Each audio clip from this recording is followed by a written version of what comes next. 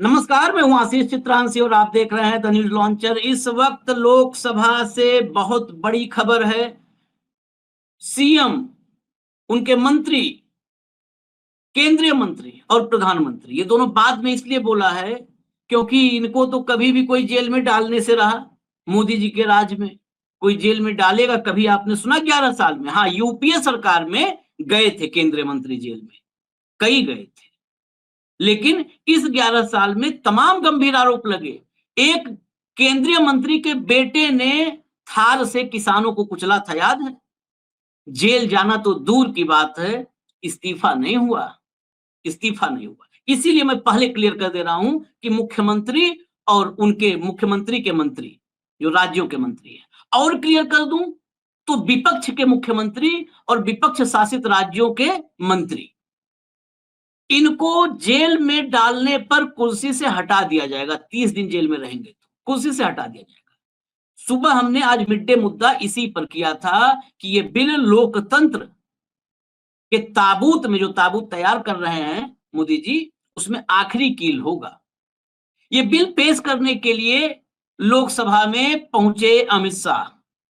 अब महुआ मोइत्रा ने जो ट्वीट करके इंफॉर्मेशन दी है, जो खुलासा किया है, वो बहुत चौंकाने वाला है।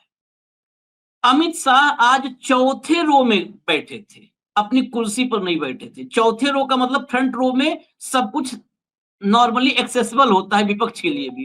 चौथे रो में कुछ भी होगा तो फ्रंट के 3 रो में सांसद बैठे हुए हैं, तो पहली चीज चौथे रो में बैठे थे। दूसरी इंफॉर्मेशन है कि 20 मार्शल सिर्फ अमित शाह की सिक्योरिटी में थे। वाह!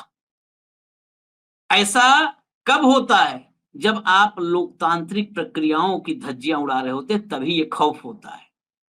आप सिक्योरिटी, 20 मार्शल की सिक्योरिटी में, लोकसभा के भीतर, देश के गृह मंत्री, इस देश को सुरक्षा देंगे, इतनी सिक्योरिटी में थे। और इतनी सिक्योरिटी में उन्होंने इस देश में सबसे खतरनाक बिल पेश किया।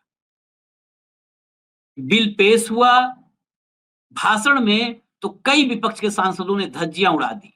समाजवादी पार्टी के सांसद धर्मेंद्र यादव ने तो उस बिल के एक एक पार्ट पर बखिया उधेड़ दी।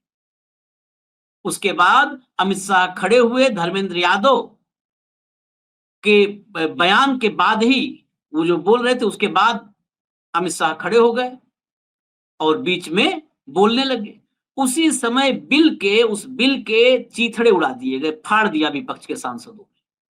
और फाड़ के शाह के ऊपर जो रद्दी थी, फाड़ने के बाद तो रद्दी कागज, फाड़ के शाह के मुंह पर फेंक दिया। अब आगे इस बिल को कैसे पास करवाया जाएगा, इस बिल के जरिए क्या क्या होगा, वो तो बाद की बात है। लेकिन आगाज बहुत अनएक्सपेक्टेड रहा अमित शाह के लिए। वो अमित शाह जिनकी तरफ कोई दृष्टि भी उठा करके, ये नेत्र जो है, इनको उठा करके कोई देखने का साहस 11 साल से नहीं कर रहा था। ये 240 की कमजोरी है या कुछ और बात है? संघ की नाराजगी हो सकता है, वो भी वजह हो, लेकिन फाड़ के फेंक दिया। ये पूरी घटना विजुअल दिखाएंगे, महुआ मोइत्रा का ट्वीट दिखाएंगे, सब कुछ दिखाएंगे। भाव को लाइए चर्चा में फटाफट। छोटी चर्चा रहेगी लेकिन सब दिखाएंगे। स्वागत है भाव आपका। बड़ी खबर थी तो सारी व्यस्तताओं के बीच आपको लाना पड़ा है। विजुअल, सबसे पहले आपको विजुअल दिखाते हैं, आप विजुअल देखिए। देखिए भैया, विजुअल दिखाइए, रिपीट करके दिखाइए 2-4 बार, 5 बार, 10 बार। ये विजुअल देश भर में जाना चाहिए, देश भर को देखना चाहिए, क्योंकि ये विजुअल और वो बिल खतरनाक वाला, ये दोनों बहुत करीब से जुड़े हुए हैं। ये अमित शाह बोल रहे थे और ये जैसे ही 2 बज के, आप नीचे घड़ी देखिए, हम कुछ चीजों पर ध्यान आपका चाहते हैं कि बिल्कुल केंद्रित हो जाए। 2:14 कुछ सेकंड पर, जो सेकंड तो यहाँ पे चल नहीं रहा है, कुछ सेकंड पर ये जो है फेंका गया। और ये जैसे ही अमित शाह की तरफ फेंका गया, बिरला के सामने हुआ। आज पहली बार अपने दूसरे कार्यकाल में बिरला बचा नहीं पाए। तत्काल बिरला जी एक्टिव हुए और कहे देश आपको देख रहा है। रोज एक ही बात कहते हैं, देश आपको देख रहा है। अरे देश तो आपको देख रहा है साहब। बाजार में आंख बंद करके खड़े हैं, आपको लग रहा है कि आपको कोई नहीं देख रहा है। आपको सब देख रहे हैं, पूरा बाजार आप ही देख रहा है। तत्काल कार्रवाई स्थगित कर दी गई, लोकसभा की कार्रवाई तत्काल स्थगित कर दी गई। ये विजुअल आप देखिए, फिल्म आपको दिखाएंगे। जरा महुआ मोइत्रा के ट्वीट पर आइए, महुआ मोइत्रा का ट्वीट दिखाइए। इस ट्वीट में वो सब है, मार्शल और ये सब की बात है। India India watched watched how now. Amit Shah did not have courage to sit in his own seat to bring in his unconstitutional amendment. Even with 20 extra marshals protecting him, he cowardly sat in the fourth row.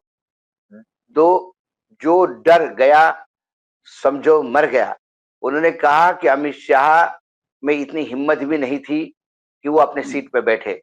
एक असंवैधानिक bill amendment जो ला रहे हैं वो, उसको भी लाने के लिए उनको 20 मार्शल के घेरे में रहना पड़ा, और वो भी चौथे नंबर के रो में, चौथे लाइन में बैठ के तो ये काम कर रहे थे। जो डर गया सो मर गया। ये महुआ मोइत्रा का ट्वीट है। अब बताइए, सबसे पहले यही शुरू करते हैं, कागज का टुकड़ा देखिए, इसी में जुड़ेगा। चौथी रो में देखिए, जाके आपने कुर्सी क्यों छोड़ दिया? मैंने वही तो कहा, आपको चौथी रो में जाना पड़ा, 20 मार्शल को आप लोग को लगाना पड़ा। इसके मायने यही है कि आप वो गलती करने जा रहे हैं जो देश को एक इमरजेंसी के हालात में पहुंचा देगी। आपातकाल जैसी सिचुएशन के लेके जा रहे हैं आप। आपको यदि आपका मन क्लियर है, आपका आपके मन में कोई छल नहीं है, तो फिर डर किस बात का? इस देश के अमेंडमेंट होते हैं संविधान में, ये नहीं, संविधान में सुधार भी होते हैं समय के अनुसार, लेकिन संविधान के ढांचे को तो नहीं छेड़ता ना कोई। संविधान की आत्मा के साथ आप खेल रहे थे, इसलिए डर के मारे आप चौथी रो में बैठे, डर के मारे आप 20 मार्शलों को पहले प्रोटेक्ट करके लेके बैठे। ये आपका डर ही था कि आपने बिना सर्कुलेट किए तुरंत बिल आनंद फानंद में दे दिया, और 19A जो रूल है पार्लियामेंट का, उसको आपने वॉयलेट करने का प्रयास किया, उसको उल्लंघन करने का प्रयास किया। आपने कहा कि थोड़ी उदारता बरतते हुए, क्या उदारता बरतना? ऐसा कौन सा देश की इमरजेंसी जा रही थी? युद्ध स्थिति में देश था, या आपात बाढ़ का भय, या आर्थिक ऐसी कमजोरी है? ऐसा क्या था?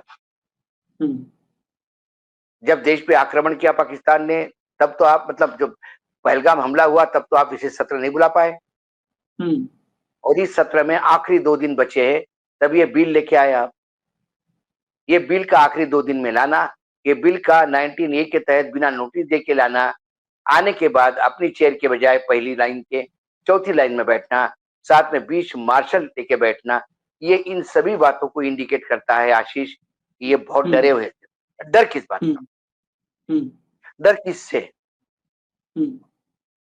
डर आप गलत कर रहे इससे, क्योंकि आप वो काम करने जा रहा है जो कोई भी आदमी जो लोकतंत्र में विश्वास करता है वो होने नहीं देगा।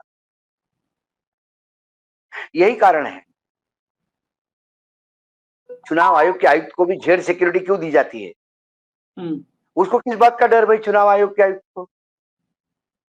वो तो मतदान करवाता है, वो तो काम करवाता है, हार जीत जनता तय करती है, उसमें उसका क्या दोष?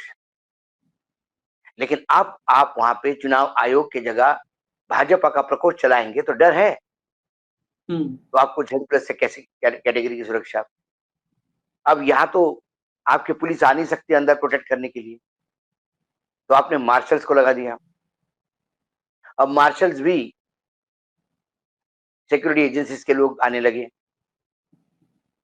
और उसके बाद मार्शल आने के बाद भी आपको हिम्मत नहीं हो रही, तो आप कुछ चौथे रो में जाके आपने, मतलब बिल्कुल छुप के,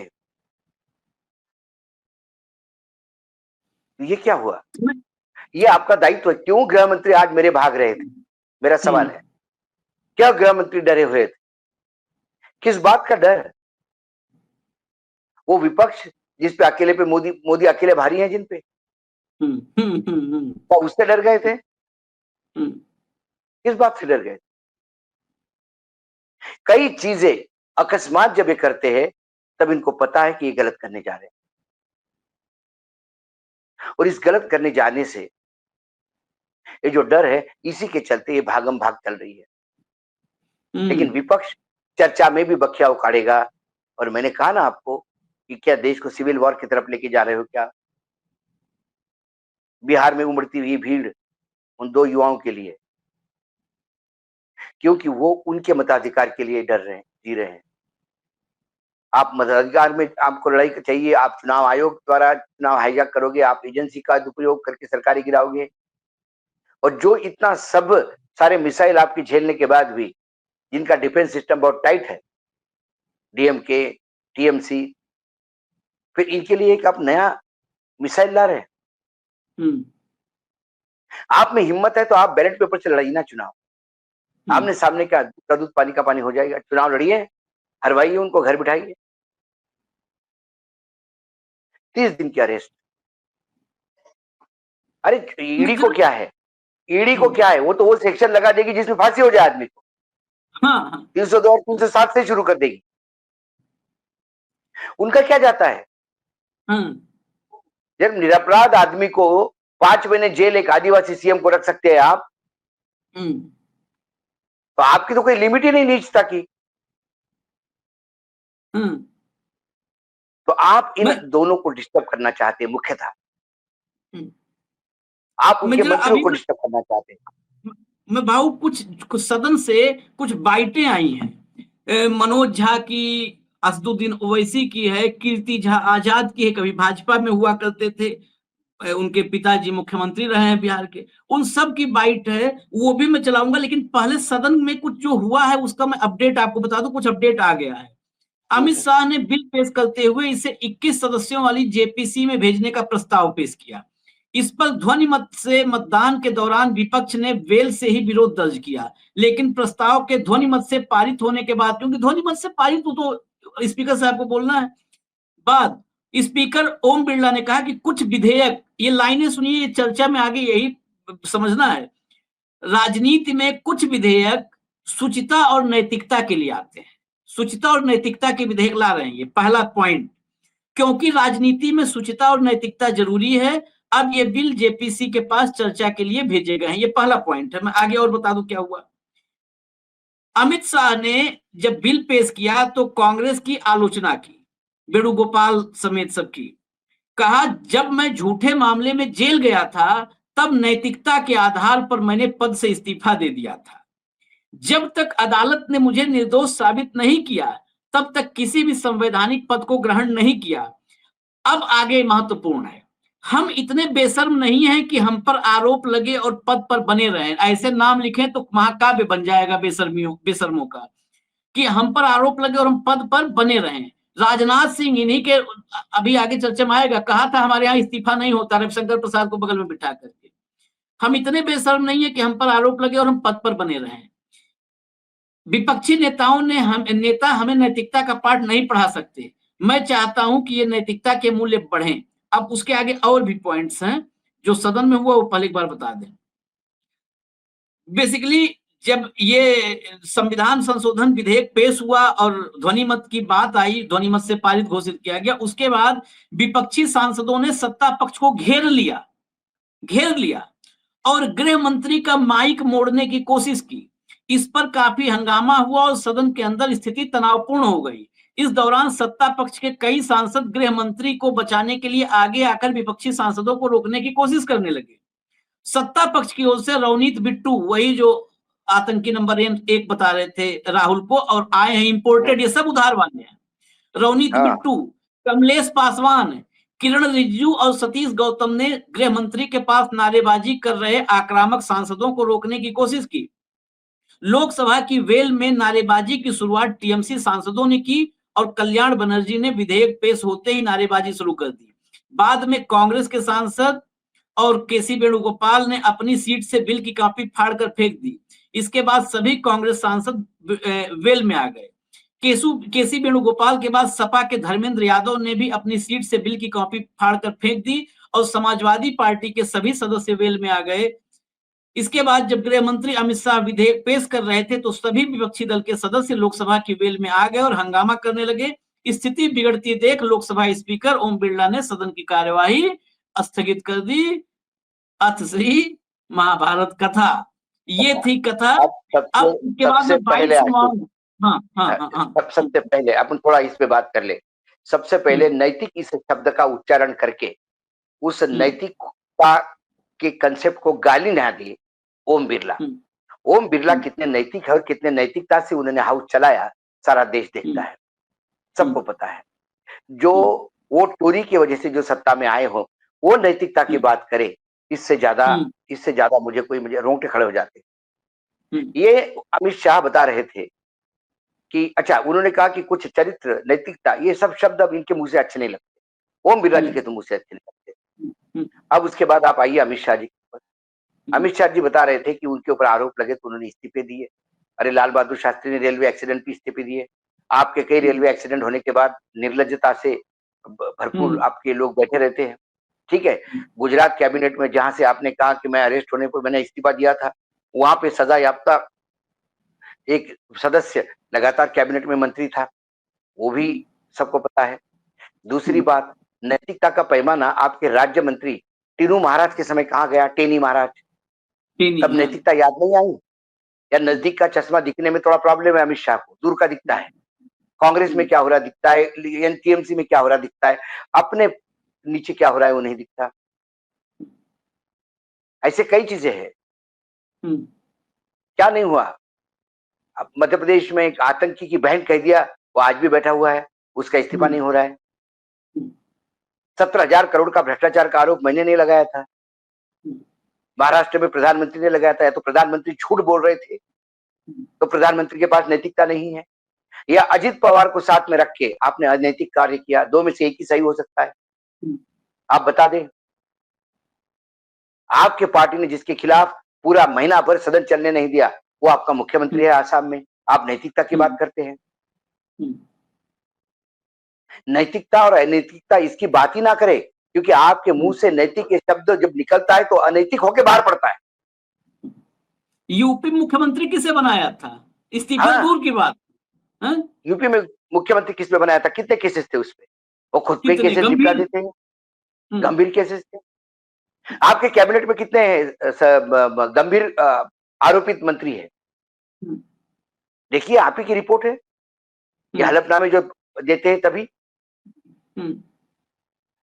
आप कहते हो कि नैतिकता की बात नहीं करें, नैतिकता की तो बात आप मत करो। कांग्रेस के समय कितने कैबिनेट के मंत्री आपके गए हैं जेल? यूपीए के टाइम पे क्या हुआ? मंत्रियों के इस्तीफे हुए और लोग जेल गए। क्या सुरेश कलमानी जेल नहीं गया? क्या डी राजा जेल नहीं गए? और आपके फर्जी आरोपों भी गए, जो बात पे साबित भी नहीं हुए। नैतिकता की बात करते हो, चंडीगढ़ में क्या हुआ? आप नैतिकता की बात करते हो। हरियाणा में एक सरपंच के चुनाव में भी आपने क्या नैतिकता दिखाई कि सर्वोच्च न्यायालय को अपने यहाँ गिननी का, मतलब सर्वोच्च न्यायालय का काम ये रहेगा कि सरपंच का चुनाव अब अपने प्रीमाइसिस में करवाएं। और क्या नतीजा आया? उत्तराखंड में क्या गंद फैलाई आपने? लोग किडनैप करके लेके जाते हो।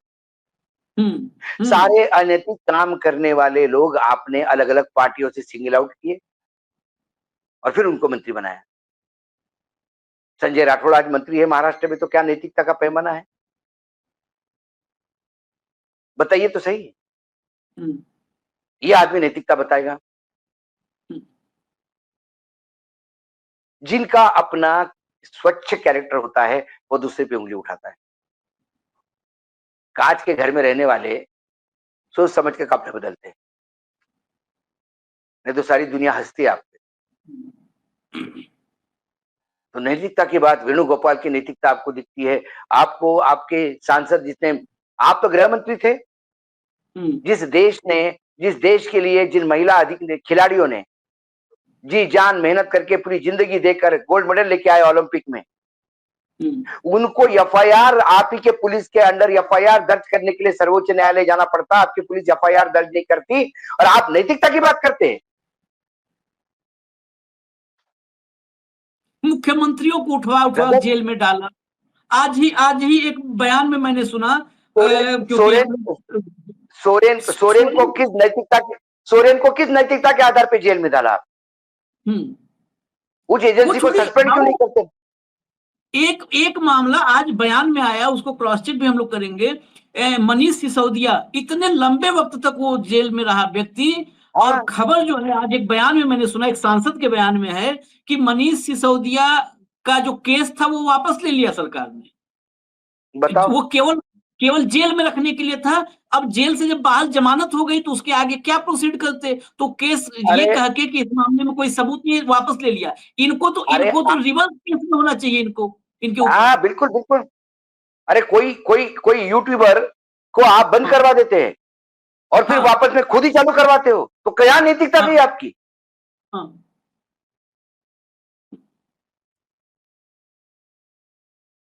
गवर्नर पद का लॉलीपॉप देके, राज्यपाल राज्यसभा का लॉलीपॉप देके आप न्याय हम्म। खरीदते हैं। अरे जो राम मंदिर में भ्रष्टाचार करे जमीनों में, वो नैतिकता की बात करें। हम्म। तो नैतिकता नैतिकता बता रहे देश में। इनके राज्यों में चले जाइए, अपराधियों का संरक्षण देखिए कैसे चल रहा है। खैर, मैं जरा बाइट सुनाता हूँ, बाइट सुना करके तो फाइनल रिएक्शन लेंगे। एक एक करके बाइट जरा सुनाइए, एक एक करके। आप, कीर्ति आजाद का है, मनोज झा का है और ओवैसी का है। मुख्यमंत्रियों पर, मंत्रियों पर अलग अलग 30 दिनों का, यानी यह जुडिशियरी को भी भूल गए। सजा देने का काम जुडिशरी का है, यह काम एग्जीक्यूटिव का नहीं है, और यह भी अपने ऊपर दायित्व ले रहे हैं। यह इनकी जो खुद की नैया जगह जगह डूब रही है, जो वॉशिंग मशीन से लोगों को लेकर आए थे, जैसे आसाम में लाए थे, महाराष्ट्र में लेकर के आए थे, दिल्ली में लेकर आए थे, उड़ीसा में लेकर आए थे, यह सभी लोग शुद्ध होकर इनको छोड़ के जाना चाह रहे हैं। तो एक उसको कर लो, आम के आम और गुठली के दाम। दूसरी तरफ यह जहां पर अच्छी सरकारें चल रही हैं, लोकप्रिय सरकारें चल रही हैं, जो सालों साल से जीतती हुई चली आ रही हैं, ऐसे लोगों के ऊपर दबाव डालो और उनको हटाओ। तो यह संविधान के विरुद्ध है। हमने पहले ही कहा था, ये संविधान को मानते नहीं हैं, और जो लोग संविधान को नहीं मानते वो असंवैधानिक कानून लेकर के आते हैं। दूसरी रही गेमिंग की, गेमिंग में आपने देखा होगा, लिखा उसमें लिखा रहता है आदत पड़ सकती। गेमिंग के बाद अब नेक्स्ट गेमिंग पर की चर्चा अलग वो विषय है। नेक्स्ट मनोज झा। तो सीधे तौर पे आपको कहूं कि एक्यूज्ड और कन्विक्टेड का एक बहुत बड़ा फर्क है कानून में, आप उसको मिटा रहे हैं। आप ये ईडी, सीबीआई और आईटी के बारे में जो छवि है, जो सर्वोच्च न्यायालय ने टिप्पणी की है, उसके बाद आपकी मंशा स्पष्ट हो जाती है कि आप जहां सरकार नहीं बना पाओगे, चुनाव नहीं जीत पाओगे, वहां टॉपल कर दो। और तीसरी चीज, मुझे लग रहा है गृह मंत्री जी अपने भी दल के कुछ कद्दावर नेताओं को निपटाना चाहते हैं। चलिए, ये बात भी ठीक है। मनोज झा ने सही पॉइंट पकड़ा। ओवैसी ओवैसी देखिए, ये जो 3 बिल लाए आज इंट्रोड्यूस होंगे, हमारी पार्टी का मानना ये है कि ये theory of separation of powers का, ड्यू प्रोसेस का, और जो जनता को ये अख्तियार है कि वो इलेक्टेड गवर्नमेंट्स को अकाउंटेबल बनाए, ये सब चीज़ें उसके खिलाफ जाता है। सेपरेशन ऑफ पावर्स आप देख लीजिए कि एग्जीक्यूटिव एजेंसीज को फ्री रन मिल जाएगा, कि वो खुद जज, जूरी और एग्जीक्यूशनर हो जाएंगे, और मुख्यमंत्री को हटाना है तो असेंबली में हटाते हैं। अब आप मेरे को ये बताइए कि BNSS में इतने ऐसे सेक्शंस हैं कि किसी को भी आप एक सेक्शन लगा दीजिए 5 साल के ऊपर का, तो लाजमी है वो 30 दिन के अंदर, 30 अंदर BNS में ये है कि 90 डेज तक पुलिस कस्टडी ले सकती है। तो ये मेरे ख्याल से ये 1930 का गेस्टापो मूवमेंट हम भारत में देख रहे हैं, कि जिस तरह वहाँ जर्मनी, उस वक्त के जर्मनी में गेस्टापो को बनाकर एक पुलिस स्टेट बना दिया गया। अब चीफ मिनिस्टर अकाउंटेबल नहीं होगा जनता को, बल्कि चीफ मिनिस्टर अकाउंटेबल होगा इन्वेस्टिगेटिंग एजेंसीज को। हमारे देश में SI से लेकर, इंस्पेक्टर से लेकर, ACP बोलिए, DYSP बोलिए, DCP बोलिए, एडिशनल CP, CP, DGP तक कौन बनाता है इनको? रूलिंग पार्टी बनाती है। IT के ऑफिसर कौन बनाता है? ED के, CBI को रूलिंग पार्टी बनाती है। आप बताइए फिर कहाँ इंडिपेंडेंस रहेगा इन लोगों का? आप कैबिनेट के 6-7 लोगों को केस लगाइए, 30 दिन डालिए अंदर जेल में, गवर्नमेंट गिर गई उनकी। तो ये असल मकसद वो है, ये अनकॉन्स्टिट्यूशनल। अच्छा, उस बिल में ये भी है कि प्राइम मिनिस्टर को कौन अरेस्ट करेगा? प्राइम मिनिस्टर को बताइए। और प्राइम मिनिस्टर, ये उसमें उस बिल में कह रहे हैं, प्राइम मिनिस्टर के बिल में कह रहे हैं कि प्रेसिडेंट करेगा। अरे भाई, संविधान में हमने लिख दिया कि the president will act on the aid and advice of the council of ministers. ये उसका कॉन्ट्रडिक्शन। दूसरा, गवर्नर को आप इख्तियार दे रहे हैं गवर्नर आप अपॉइंट करते हैं। तो ऑल इन ऑल ये हमारी डेमोक्रेसी के लिए, ड्यू प्रोसेस के लिए, बल्कि भारत को एक पोलिस स्टेट बनाने का काम बीजेपी सरकार करना चाहती है इन तीनों बिलों के जरिए, जिसकी हम पुरजोर इसकी मुखालिफत करेंगे। और ये अनकॉन्स्टिट्यूशनल है, ये बिल्कुल अनकॉन्स्टिट्यूशनल है। आप हर चीज़ आपके हाथ में, सेंट्रलाइज आप अपने हाथ में कर रहे हैं, माने आप पिक एंड चूज करेंगे। और बीजेपी ये भूल रही है कि कब तक सत्ता में रहेंगे आप, कभी ना कभी तो निकलेंगे ना। तो पावर इटर्नल तो थोड़ी है कि ये आपके खिलाफ भी इस्तेमाल होगा। तो इस तरह का एक कोशिश की जा रही है, हम इसकी मुखालिफत करते हैं। चलिए, हम लोग तो बहुत वैधानिक मामलों के जानकार नहीं, लेकिन संतुष्टि हुई सुन करके ओवैसी जी को, क्योंकि हमने मिड डे मुद्दा में जो जो लॉजिक रखे थे सब वही ओवैसी साहब ने कहा है। बस गेस्टापो जोड़ दिया, जो हम भूले थे, गेस्टापो जोड़ दिया 1930 जर्मनी। और जर्मनी की स्थिति से जब हम भारत की स्थिति की तुलना करते हैं तो बहुत समानताएं नजर आती, बिल्कुल। बहुत समानताएं नजर आती हैं। भाऊ, फाइनल कमेंट, क्या जर्मनी ही बनाकर मानेंगे ये? जर्मनी बनाने का प्रोसेस शुरू हो गया है। जर्मनी दिल्ली में बन गया है, केंद्र में जर्मनी बन गया है। अब ये गांव खेड़े तक लेके जाएंगे। वहां जूस का दमन हुआ है, यहाँ उन तमाम लोगों का दमन होगा जो इनकी जय नहीं बोलेगा।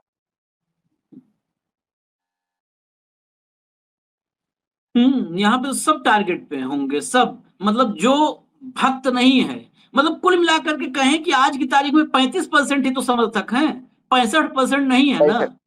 65% लोग टारगेट पे हैं। 65% टारगेट।